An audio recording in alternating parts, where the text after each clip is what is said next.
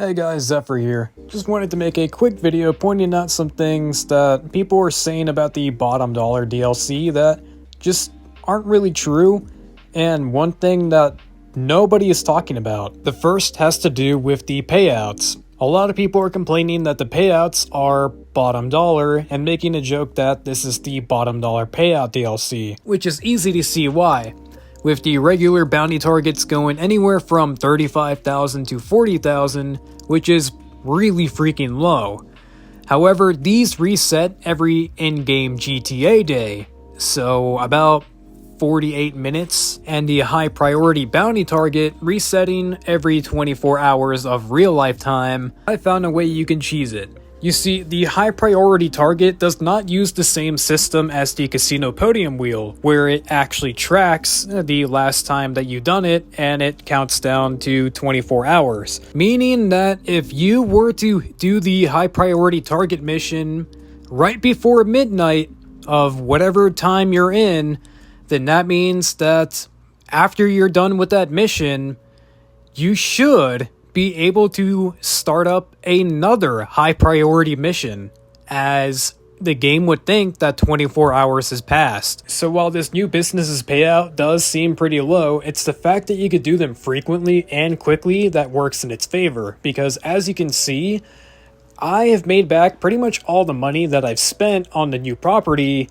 within just like a day and a half of gameplay. As far as businesses in GTA goes, that's actually pretty damn fast, and that's not counting for any of the optional extra stuff that you can buy for the business, like the agents that go out and collect safe money on the side. So yeah, the payouts do seem low and lackluster.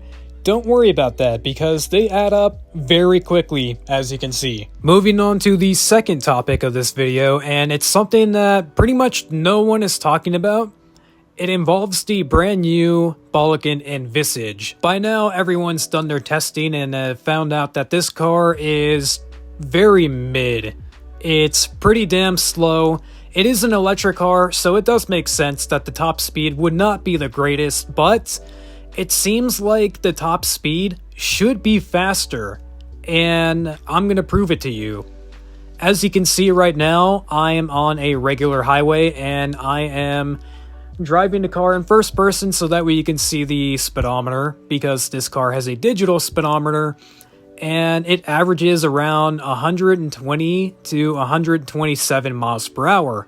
It's still pretty slow, but I have a theory that this car is using Rockstar's infamous slow handling flags. You see, the reason why it's important to note that I am driving on the highway is because there are natural bumps that increase the car's speed ever so slightly, which is why I think that the car has these slow handling flags, because the car seems to want to go faster than it's actually capable of. Whereas if you could see in this gameplay, I'm on a completely flat piece of track that has no bumps, no anything.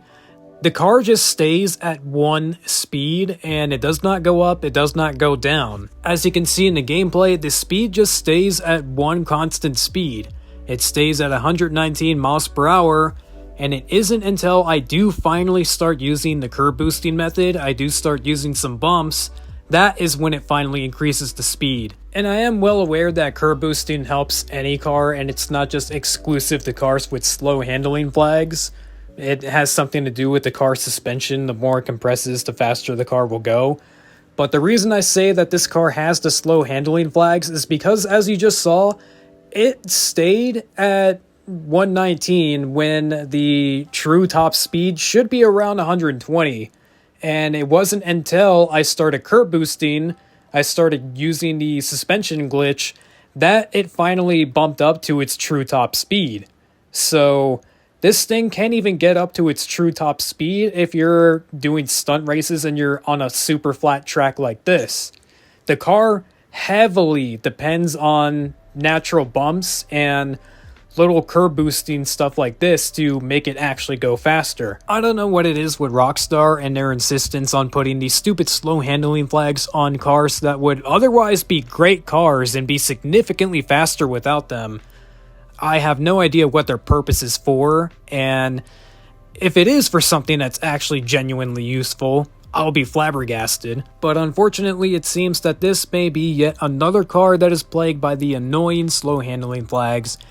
And I think that the new Euros might actually also be plagued with the slow handling flags, because if you're on current gen consoles and you use HSW, it might be one of the slowest HSW cars in the whole class, which makes me believe that that also has these slow handling flags. And in case you've forgotten or need a refresher on what slow handling flags are and how annoying they can be, allow me to use the most infamous car that had slow handling flags that caused it to just suffer. The main issue this car used to have because of the slow handling flags was that it would just rev its engine and it would not want to get into gear. It would just rev off the rev limiter and it would just cause it to stall and not want to go. And it mainly did this when you were going around corners.